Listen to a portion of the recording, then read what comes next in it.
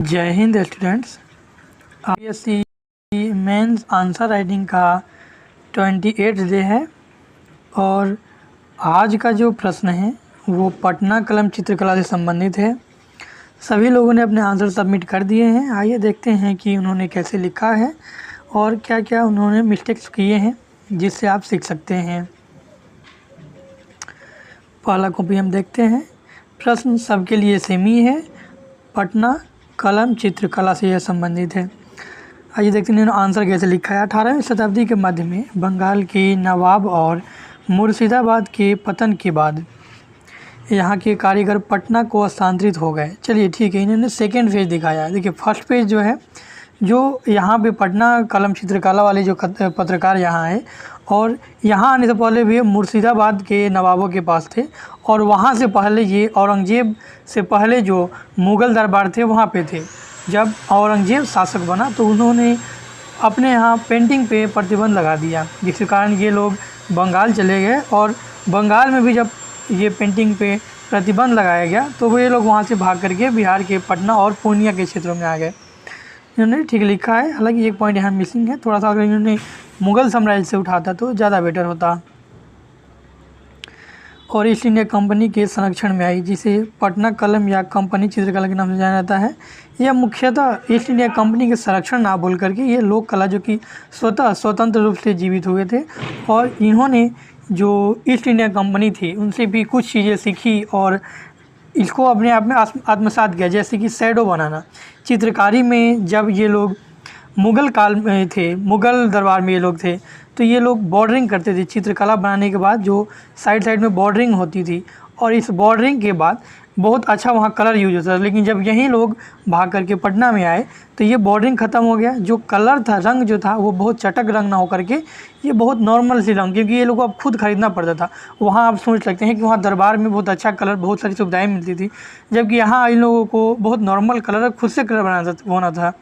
तो ये लोग कलर के लिए पत्तियों के पेस्ट बना लेते थे या कुछ भी जो मिल गया, तो ये नॉर्मल कलर होते थे, बहुत अच्छे नहीं होते थे। यहाँ बॉर्डरिंग भी नहीं की जाती थी। लेकिन जब ब्रिटिशर्स आए तो उन लोगों ने थोड़ा सा बढ़ावा देने का प्रयास किया और इन लोगों ने इन्हें बताया कि आप पेंटिंग तो अच्छा कर रहे हो लेकिन ये चीज़ें और ऐड करो तो और अच्छी हो जाएगी। तो वहाँ से इन लोगों ने ये जो पेंटिंग थी, पटना पेंटिंग या चित्रकला जो थी, तो उसमें इन लोगों ने इसको आत्मसात किया कि इन लोगों ने वहाँ पे ये क्या किया कि वो शैडो बनाना शुरू किया, जिससे कि और ये चित्रकला थोड़ा सा आगे बढ़ी। आगे देखते हैं इन्होंने क्या लिखा है, जस्ट अ सेकेंड। इस चित्रकला शैली का विस्तार मुख्यतः पटना एवं उसके आसपास के क्षेत्रों में हुआ। इन्हें प्रमुख क्षेत्र दानापुर, आरा, मुगलपुरा, लोधी, कटरा, मच्छरहट्टा आदि शामिल थे। ठीक है, यहाँ बिहार के इन्होंने मैप भी दिखाया है। अच्छा, यहाँ जो मैप है ना, अगर आप इंडिया का मैप दिखाते हैं, जैसे कि मान लीजिए 38 मार्क्स में ही क्वेश्चन जनरली आता है, लेकिन 69 में और 68 में कुछ क्वेश्चन को इसे शॉर्ट में भी कर दिया था। तो आप यहाँ से इंडिया का मैप दिखाओ। इंडिया का मैप में आप एक चीज़ दिखाओ कि इंडिया के मैप से कैसे, जब आप इंडिया का मैप दिखाओगे तो दिल्ली से ये लोग कहाँ गए, बंगाल वाले क्षेत्र में, और बंगाल से फिर ये लोग बिहार वाले क्षेत्र में आ जाते हैं।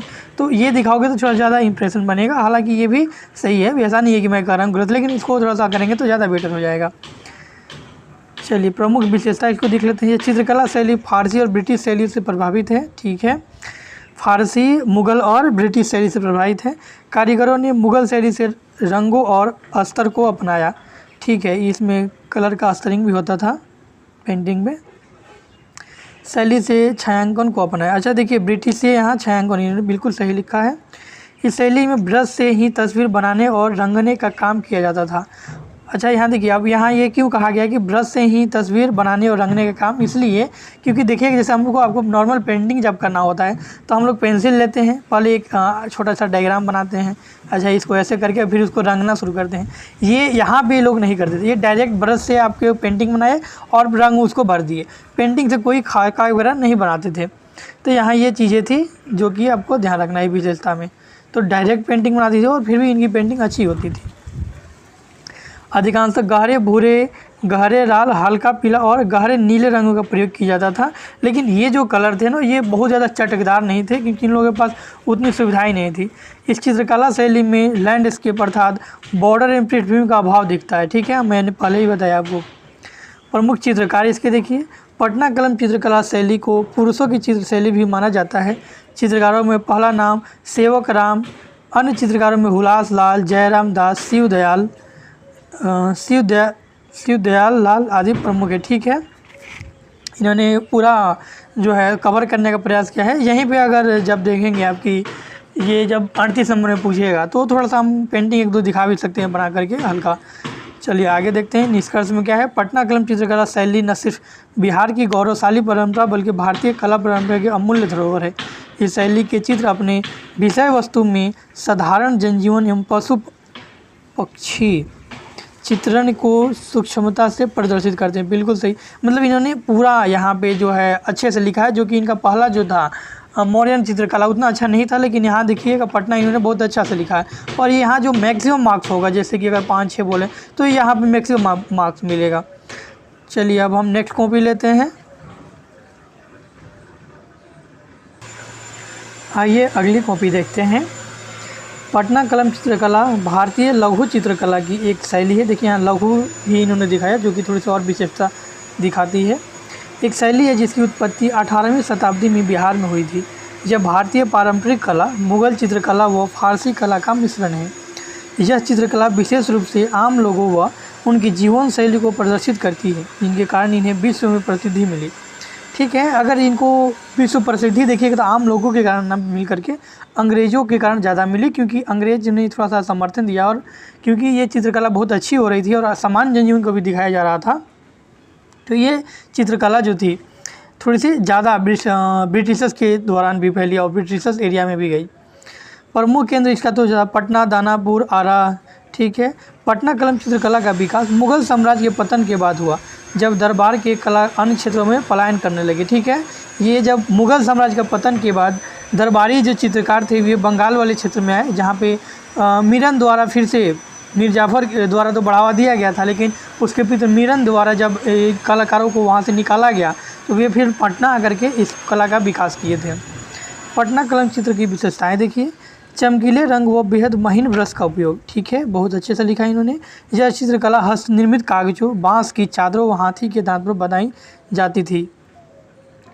इसे बिना किसी बॉर्डर के गहरे विपरीत रंगों से बनाया जाता है। देखिए यहाँ जो है गहरे रंग का उपयोग नहीं बोल सकते हैं, थोड़ा से चटकदार कम रंग थे, थोड़ा सा हल्के रंगों का उपयोग हुआ, क्योंकि इनके पास हल्के गहरे रंग थे ही नहीं। जो भी रंग थे ये लोग पत्तियों को, फूलों को कूट करके रंग बना रहे थे, जो चित्रों को एक आकर्षक गुणवत्ता प्रदान करता है। ठीक है, नील, हल्दी, अनार के छिलके जैसे प्राकृतिक रंगों का प्रयोग इस चित्रकला में अद्वितीय और जीवंत रूप प्रदान करता है। और देखेंगे कि ये जो रंग है ये कभी भी गहरे नहीं हो सकते उतने।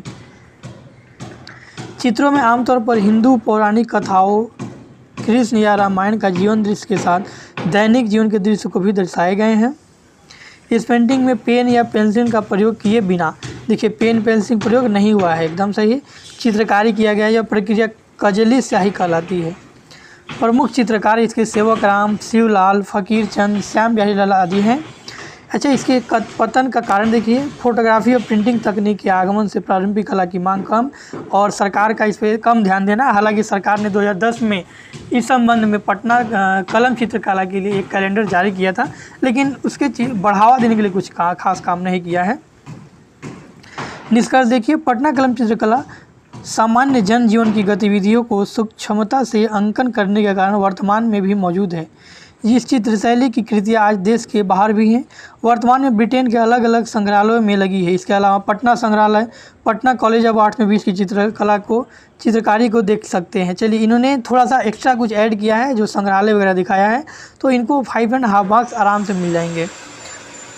सॉरी, 5.5 नहीं, 6.5। देखिए कमी कुछ नहीं है, दोनों को भी अच्छी है, लेकिन एक होता है एक्स्ट्रा प्रभाव, थोड़ा सा हम कुछ एक्स्ट्रा एविडेंस लेके आ रहे हैं कि आपको ये मानना ही पड़ेगा कि ऐसा है।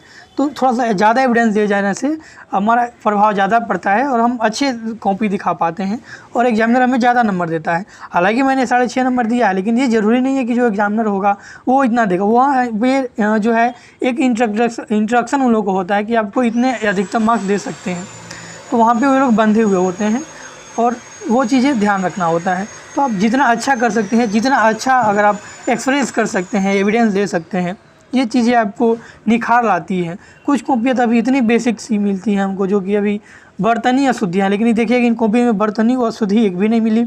साथ में उनकी भाषा भी क्लिष्ट है और लिखने का जो तरीका है वो भी अच्छा है। तो आफ्टर ऑल ईयर को अच्छा लिख रहे हैं। चलिए अब हम यहीं पे आज के आंसर इवोल्यूशन को स्टॉप करते हैं। आपको भी अगर हमारे साथ मिल करके, हमसे जुड़ करके आंसर राइटिंग करना है तो आप वीडियो के डिस्क्रिप्शन में दिए गए लिंक या टेलीग्राम में जो लिंक दिया हुआ टेलीग्राम का भी यूट्यूब पे, इस पर आप ज्वाइन कर सकते हैं हमें। ये बिल्कुल निःशुल्क है। आपको सारे जो कि नोट्स भी हैं यहाँ पे मिल जाएंगे, टेस्ट भी मिल जाएंगे, तो आप हमारे साथ जुड़ सकते हैं। Thanks for watching. मिलते हैं अगले क्लास में अगले प्रश्न के साथ। तब तक के लिए जय हिंद।